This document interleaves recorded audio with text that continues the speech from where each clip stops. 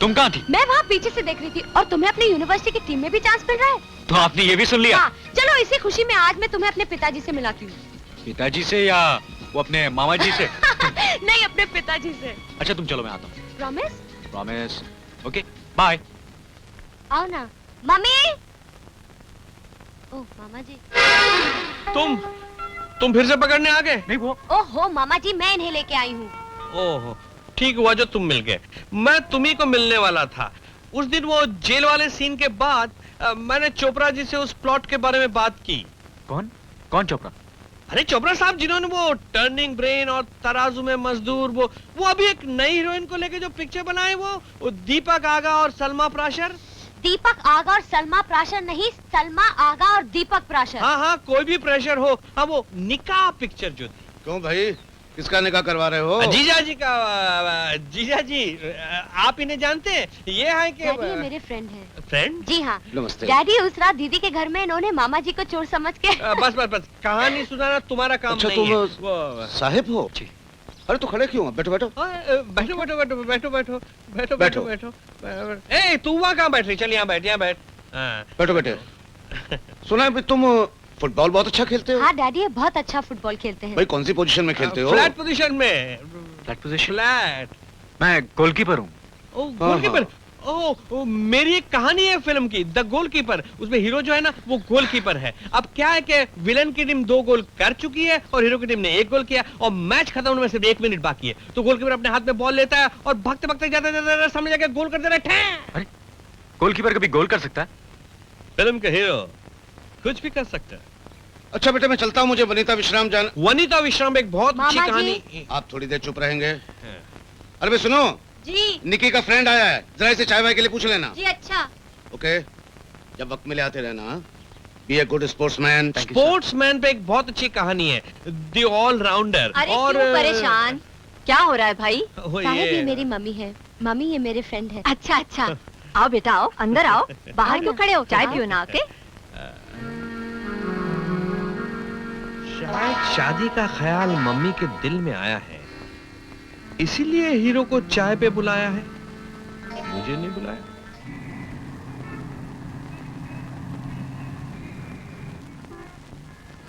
जाइए, निकल जाओ यहाँ से। तुम्हारे जैसे घटिया आदमी के साथ मेरा कोई संबंध नहीं हो सकता, समझे? आप आइए। आदमी मुझे चले जाने को कह रहा है। इनके कहने से क्या होता है? घर मेरे हाथ में है, इनके हाथ में नहीं। आप चलिए। वो तो ठीक है, लेकिन पूछो इस घटिया आदमी से, इतनी बार बुलाने के बाद इसे आज यहाँ आने की फुर्सत मिली है। सुना आपने फिर से मुझे घटिया कहा। आप भी बोलिए। मैं बोलूंगा नहीं। मैं इस ONGC ऑफिसर को पत्थर से मारूंगा। अरे क्या कर रहे हो? ग्लास टूट जाएगा। सारी जिंदगी की पूंजी लगाकर तू ये मकान बनवाया है और तुम इसे तोड़ देना चाहते हो? फिर मुझे घटिया बोलोगे? नहीं बाबा, माफ कर दो, गलती हो गई।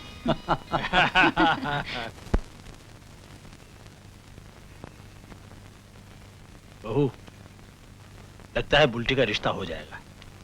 आपने कहीं बात की है क्या? मेरा एक पुराने दोस्त है, उनका बेटा, लड़का डॉक्टर है, FRCS करने के लिए लंदन जा रहा है। तो मैं सोच रहा हूँ 1-2 दिन में बुल्टी को अपने साथ ले जाऊं। लड़का और लड़की एक दूसरे को देख लिए तो बात पक्की हो जाएगी। ये तो बड़ी खुशी की बात है। बस अपने हाथों बुल्टी की शादी कर जाऊं और साहब को किसी नौकरी पर लगा जाऊं। साहब घर नहीं लौटा क्या? आता ही होगा। कहाँ घूमता रहता है वो? चलो उसके कान खींच के रखो बहू।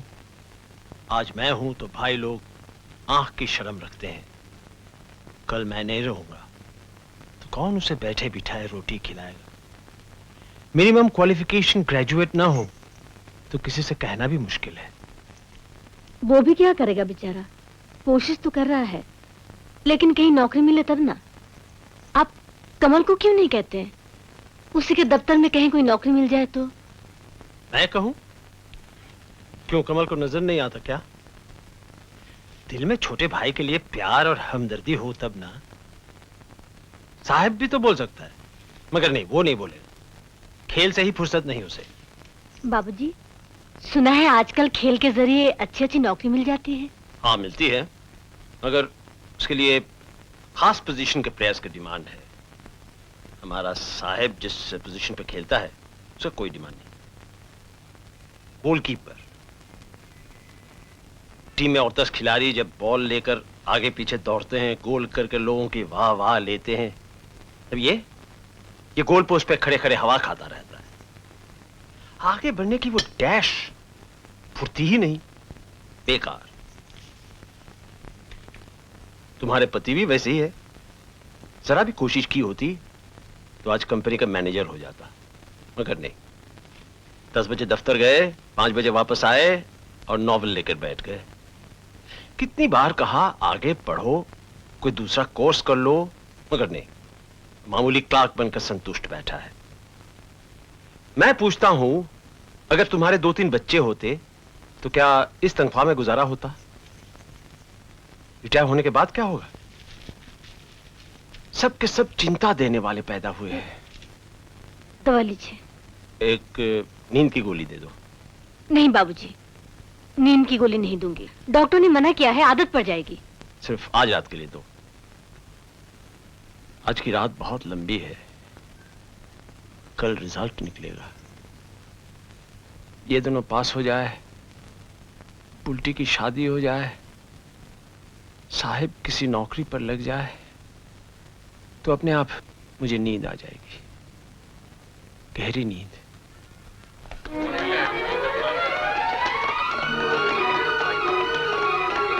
बहू, बहू, जी। साहिब का रोल नंबर मैं भूल गया, तुम्हें याद है ना? हाँ? देखो देखो देखो।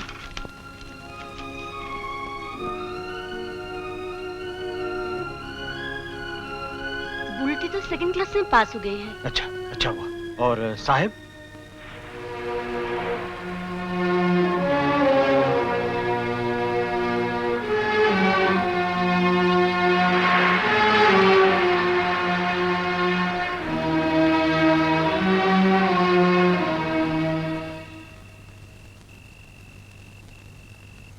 क्या टाइम हो गया? 10 बजे हैं बाबूजी। 10? सुन, 10 बज गए, अभी तक उसका कोई पता ही नहीं। अपनी भाभी से कहना साहब वापस आए तो मेरे पास भेजे। भाभी ने कहा है कि आप दूध पी के सो जाइए। हाँ, पी लूंगा पी लूंगा।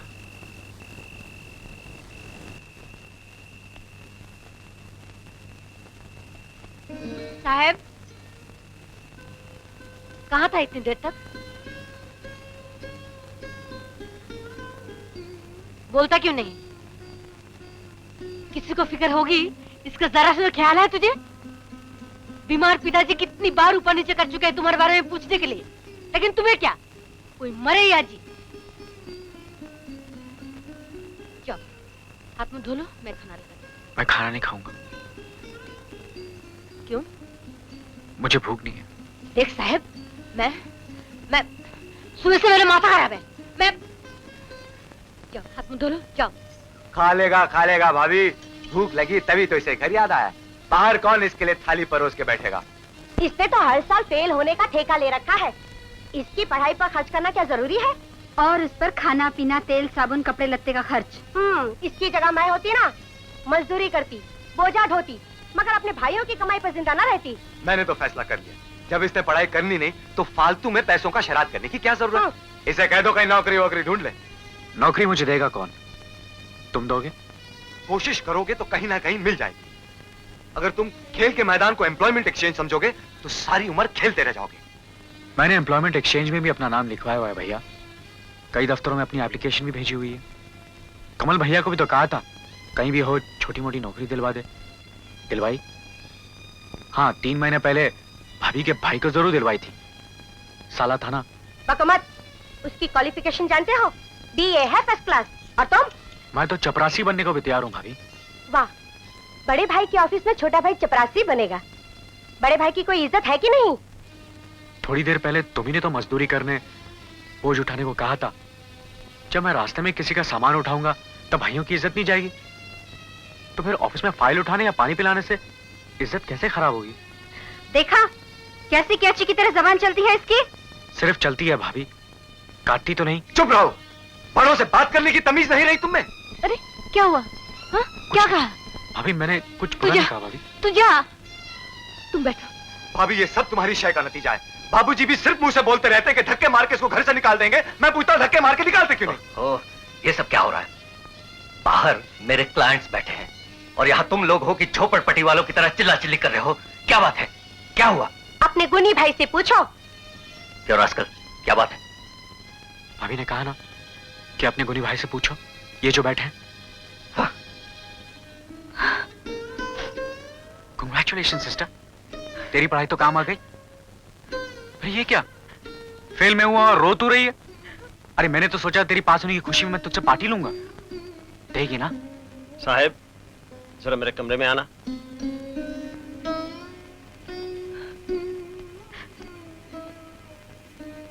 साहब तुम्हारे दिल में क्या है मैं नहीं जानता, लेकिन मैं चाहता हूं कि मैंने मरने से पहले तुम किसी नौकरी पर लग जाओ। तुम पास हो जाते तो मेरी चिंता दूर हो जाती, लेकिन मेरे पास पैसे होते तो तुम्हें कुछ छोटा मोटा बिजनेस करने को कहता, लेकिन बुल्टी की शादी भी कैसे होगी ये भी मुझे पता नहीं। तुम सुन रहे हो ना? जी। बेटी की शादी कैसे करूंगा? एक बात बता देता हूं, ऐसे बेकार रहोगे तो मेरे बाद तुम्हारे भाई तुम्हें इस घर में एक दिन भी बर्दाश्त करने वाले नहीं। तुम्हारी वजह से तुम्हारी भाभी की जिंदगी और परेशान हो जाएगी। पहले ही वो सुबह से शाम तक इस घर को संभालने में लगी रहती है, इसके बाद तो न जाने क्या क्या सुनना पड़ेगा। बस नौकरानी नौकरानी बनकर रह जाएगी। अब तुम्हारी मर्जी बेटा, जो मन में आए करो, जाओ सो जाओ।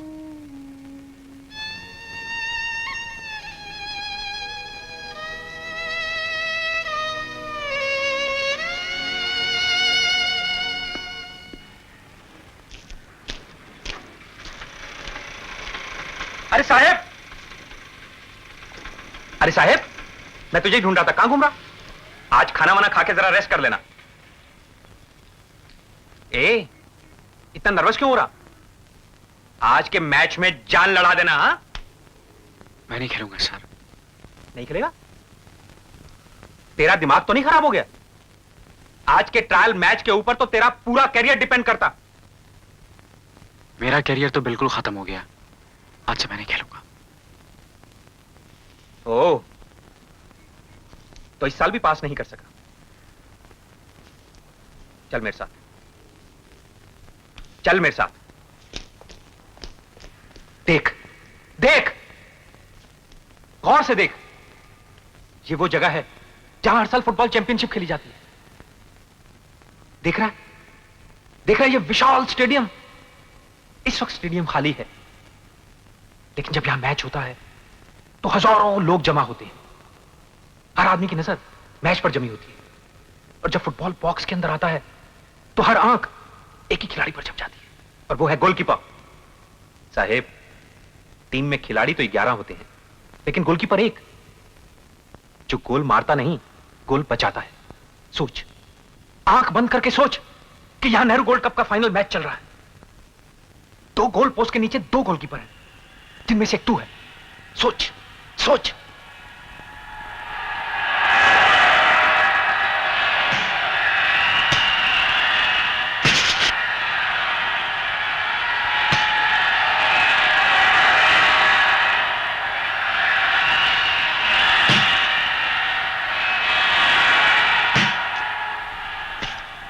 क्या तुम नेहरू गोल्ड कप और संतोष ट्रॉफी में नहीं खेलना चाहते?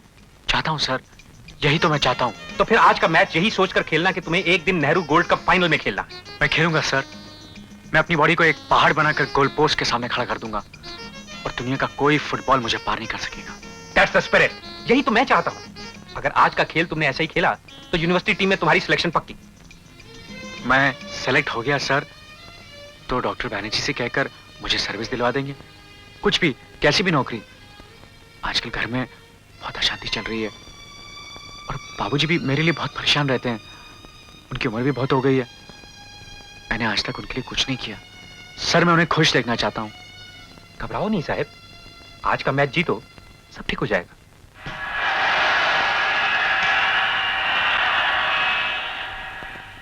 बुल्टी, ए बुल्टी, क्या है? जानती है आज सोमनाथ जी ने क्या कहा? मुझे नहीं सुनना, मुझे तेरे स्पोर्ट्स में इंटरेस्ट नहीं है। बुल्टी साहिब, तुम्हारी भाभी खाना खाने के लिए नीचे बुला रही हैं, जल्दी जाना। बुल्टी, तूने अभी तक खाना नहीं खाया? नहीं खाया तो नहीं खाया, तुझे क्या?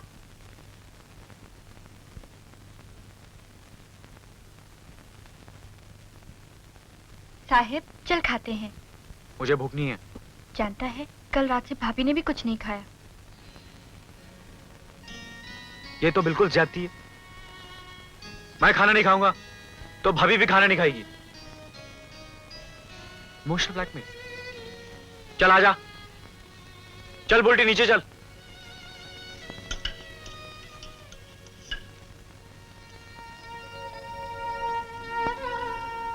भूखे रहने का मतलब क्या, वो भी मुझ जैसे बेकार आदमी के लिए। देखो भाभी, ये बात तुम्हारी मुझे बिल्कुल अच्छी नहीं लगती। ज्यादा बकवास करने की जरूरत नहीं, बैठो और खाना खाओ। मेरी अगर इतना ही चिंता होती तो तेरे कारण घर वालों के सामने मुझे अपना सर नहीं झुकाना पड़ता।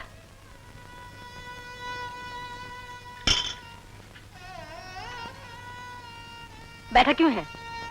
खाना खा। एक बात भूल गया भाभी। क्या है? आज मैच में जाने से पहले तुम्हारा आशीर्वाद नहीं लिया। देख, खेल कूद में कुछ नहीं होने वाला। होगा भाभी होगा। आज इंस्ट्रक्टर सोमनाथ जी कह रहे थे मेरा इंटर यूनिवर्सिटी टीम में चांस है। चांस मिल गया भाभी तो नौकरी भी जरूर मिल जाएगी। फिर तुम्हें मेरे कारण किसी के सामने सर नीचा नहीं करना पड़ेगा और दिन दिन भर भूखा भी नहीं रहना पड़ेगा।